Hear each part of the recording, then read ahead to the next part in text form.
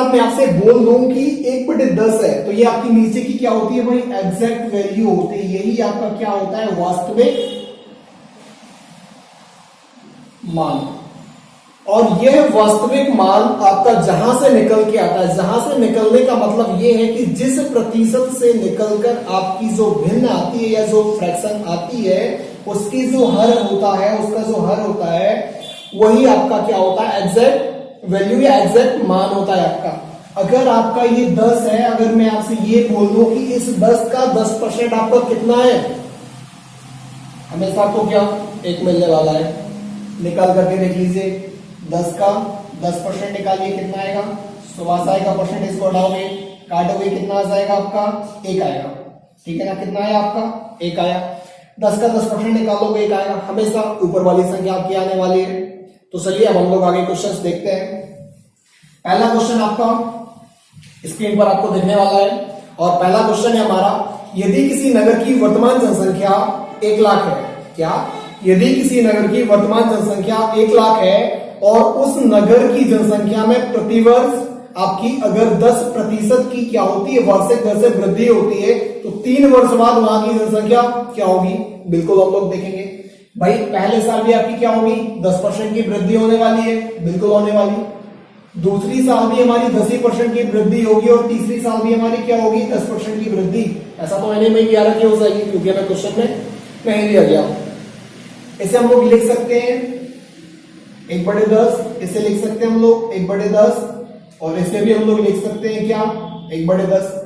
तब यहां पर हमारी क्या हो जाएगी, ये 10 से अगर पहले वहां की जनसंख्या 10 रही होगी तब उसमें अब कितने की, 1 की वृद्धि होने वाली है ना, बिल्कुल। तो हमारी 10 से क्या हो जाएगी, +1 करेंगे, कितना हो जाएगा, 11। और यहां पर भी हमारा 10 से क्या हो जाएगा, +1 11 हो जाएगा। और यहां पर भी हमारा 10 से +1 क्या हो जाएगा, 11 हो जाएगा। अब यहां पर आपको करना कुछ नहीं है, अगर पहले 10 रही तो 11 हो गई, 10 रही तो 11 हो गई और तीसरे साल भी अगर 10 रही होगी तो 11, मतलब इस अनुपात में बढ़ने वाली है।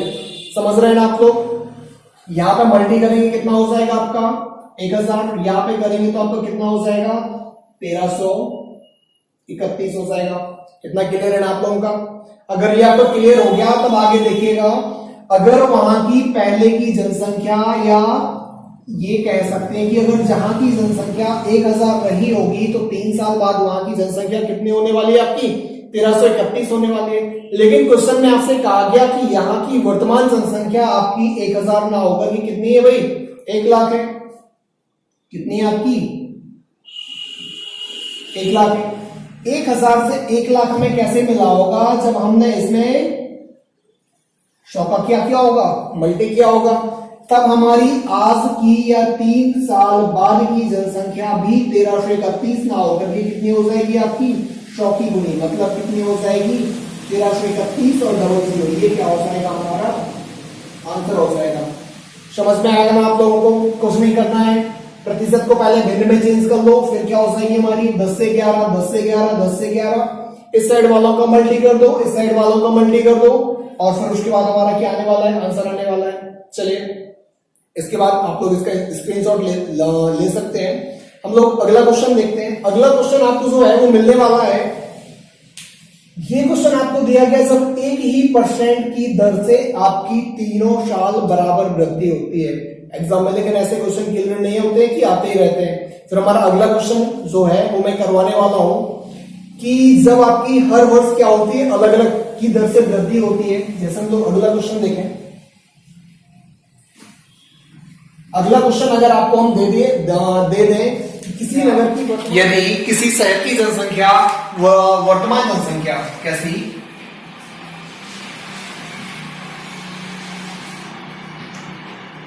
यदि किसी शहर की वर्तमान जनसंख्या 80,000 है, कितनी है, यदि किसी शहर की वर्तमान जनसंख्या 80,000 है तथा वहां पर प्रथम वर्ष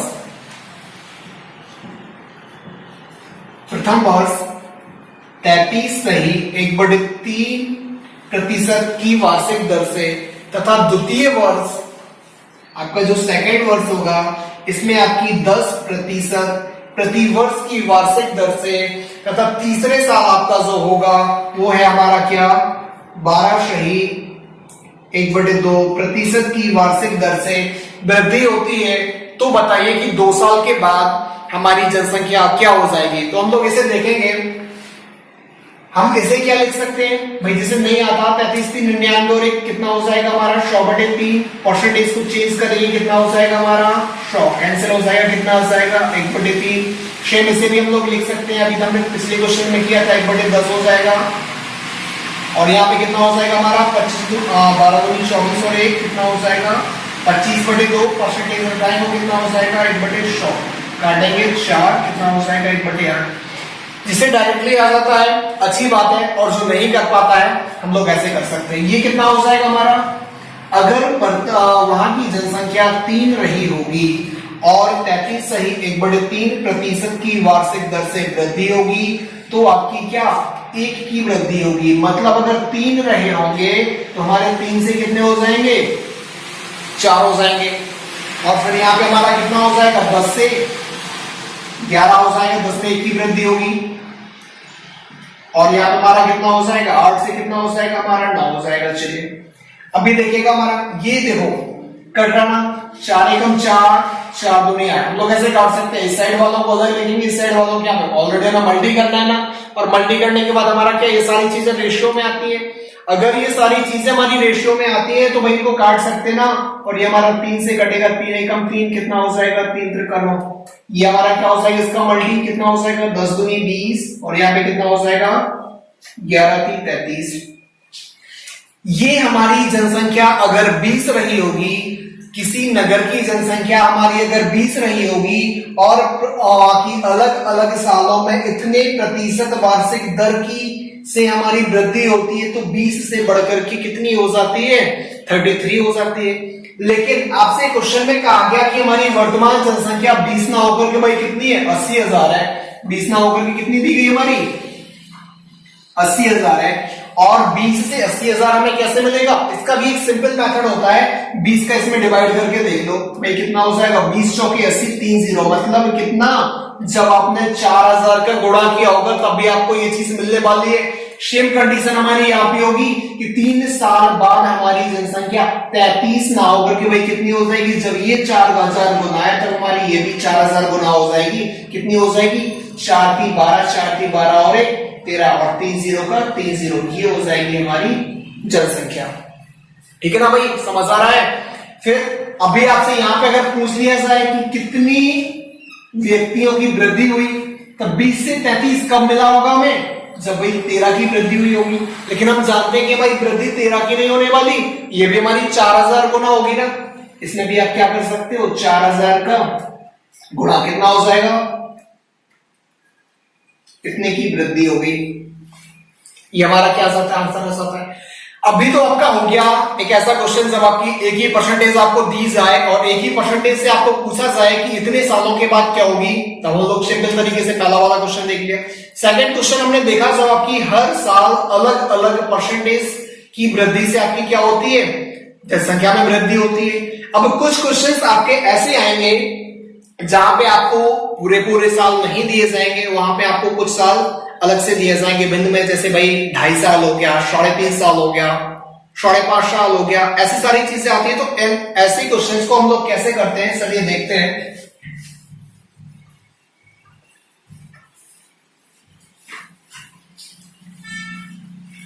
चलिए जैसे हमारा अगला क्वेश्चन है, तो अगला क्वेश्चन हमारा होगा कि जैसे किसी नगर की वर्तमान जनसंख्या 30,000 है,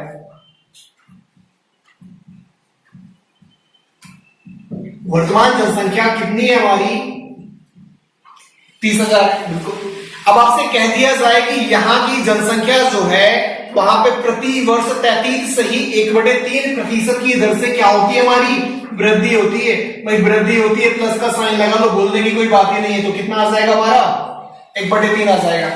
अब ये कितने सालों तक वृद्धि होती है ये चीज भी हम लोग देखने वाले हैं। तो भाई कितने सालों तक होती है, ये हमारी होती है 2 सही 3/5 साल, 2 सही 1/2 साल, ऐसे कुछ भी ले लो। तो हम लोग यहाँ पे समय लेने वाले हैं 2 सही 3/5 साल। अगर किसी नगर की वर्तमान जनसंख्या 30,000 है, वहां की जनसंख्या में वृद्धि हमारी 33 सही 1/3% की दर से वृद्धि हो रही है, तो 2 सही 3/5 साल बाद वहां की जनसंख्या क्या होगी? कुछ भी नहीं है, बिल्कुल एकदम सिंपल। देखो भाई, एक साल में आपकी कितनी हो जाएगी, कितनी वृद्धि हो जाएगी, तब आपकी कितनी होगी? 3 से 4। दूसरे साल भी आपकी 1/3 की दर से होगी, तब भी आपकी कितनी होने वाली है? 3 से 4। 2 साल का तो भाई समझ आ गया।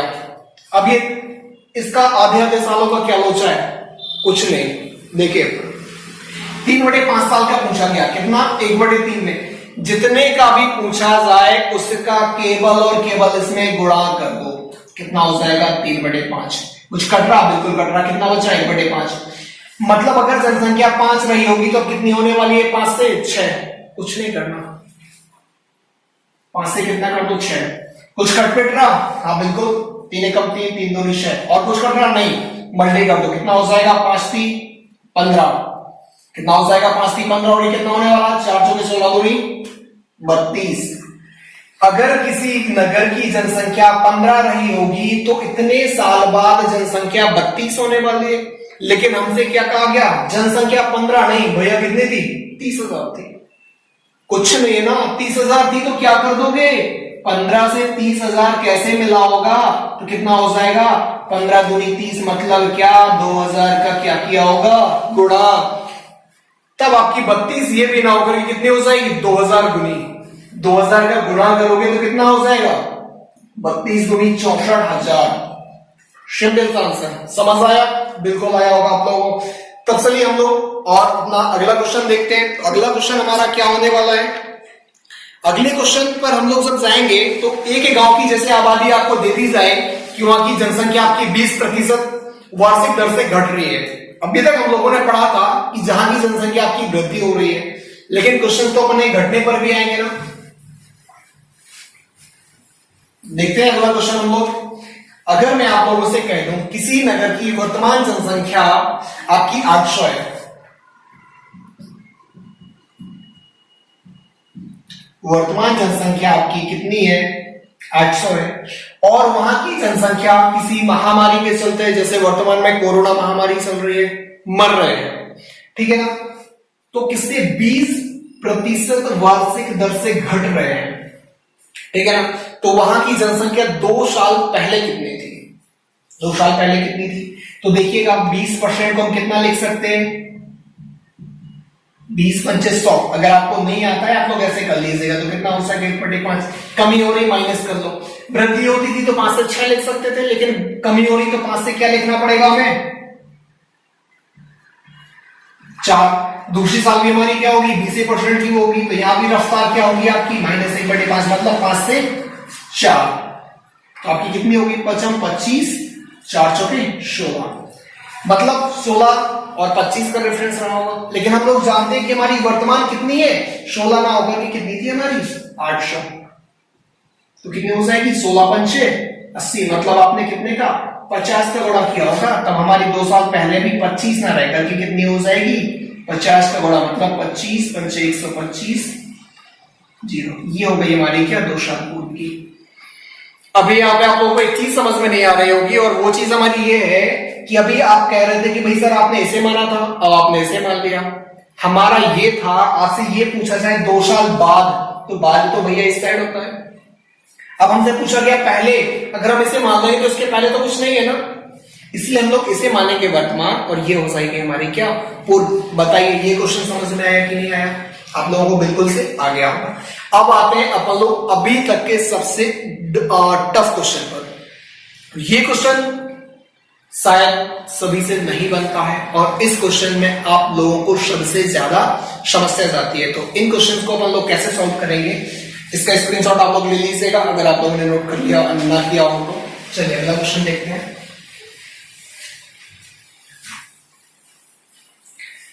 अगला क्वेश्चन, जैसे आप लोगों से कह दिया जाए एक नगर की जनसंख्या 15,000 मान लीजिए। चलिए जैसे मैंने बोल दिया जनसंख्या कितनी है आपकी? 15,000 है।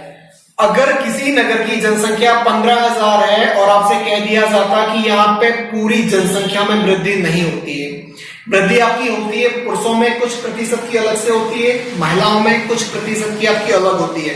और ये कैसे होती है? अगर मैं आपसे बोल दूं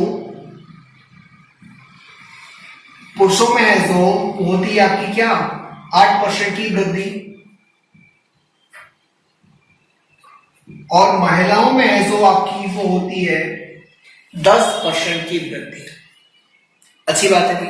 फिर आगे बढ़िएगा आप लोग, तो कहा गया अगर इतने % की वृद्धि होती है तो आपकी 1 साल बाद वहां की जनसंख्या हो जाती है कितनी, ये हो जाती है आपकी 16,000, कितना लिखा हुआ है 300। चलिए 16,000 क्या हो जाती है 300। स्वाभाविक सी बात है, बिल्कुल भाई। आपसे अब पूछा जाएगा कि भाई महिलाओं की संख्या बताओ।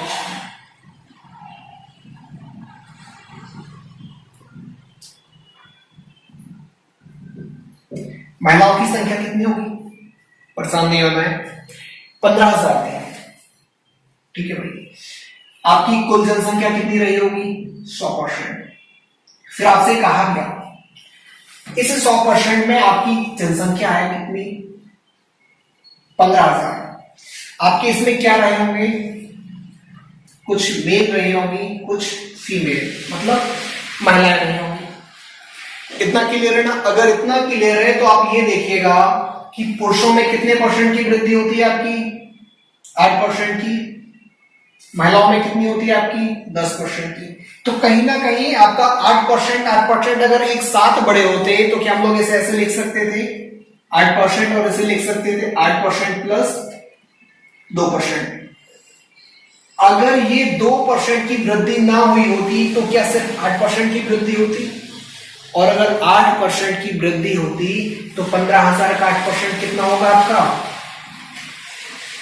निकाल सकते हैं कितना हो जाएगा 1200 हो जाएगा। ठीक है। अगर केवल 8% की दोनों में होती तो हमारी क्या 1200 की वृद्धि होनी चाहिए थी ना। लेकिन क्वेश्चन हमारा कह रहा है कि आपकी वृद्धि 1200 की नहीं हो रही है, कितने की हो रही है 1300 की हो रही है।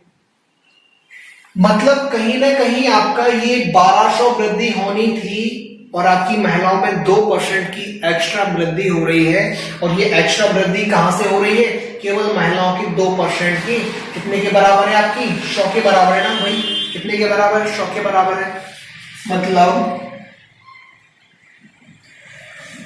महिलाओं का 2% बराबर कितना है हमारा 100 है। सीधी सी बात है, महिलाओं का 2% बराबर 100 है, तो महिलाओं का 100% बराबर कितना होगा। इसे 100 बनाने के लिए 50 से गुणा कर सकते हो, इसमें भी 50 से गुणा कर सकते हो, कितना हो जाएगा 100% बराबर कितना हो जाएगा 5000। ये आपका आंसर होगा। ठीक है ना, कोई दिक्कत कुछ नहीं है। आप लोगों को केवल समझना है पुरुषों की संख्या में कितने % की 8% की वृद्धि हो रही है, महिलाओं की संख्या में 10% की वृद्धि हो रही है, तो आपकी संख्या बढ़कर के 15,000 से कितनी हो जाती है 16,300 हो जाती है। अगर 15,000 से 16,300 होती है तो आपकी कितने की वृद्धि हो रही है 1300 की वृद्धि हो रही है। अगर ये 1300 की वृद्धि हो रही है, इतना तो भाई समझ में आता है, हम लोगों ने लिख लिया, इसे 2 पार्ट में अपन ने तोड़ दिया। 8%, अगर ये 2% की वृद्धि ना हुई होती तब हमारी वृद्धि कितनी होती पॉपुलेशन में, 8% अगर निकालते तो केवल क्या भाई 1200 की वृद्धि होने वाली थी। लेकिन कहीं ना कहीं आपका 1200 और 1300 में जो 100 का अंतर आ रहा है, ये आपका कहां से आ रहा है, इन महिलाओं के 2% की वृद्धि से।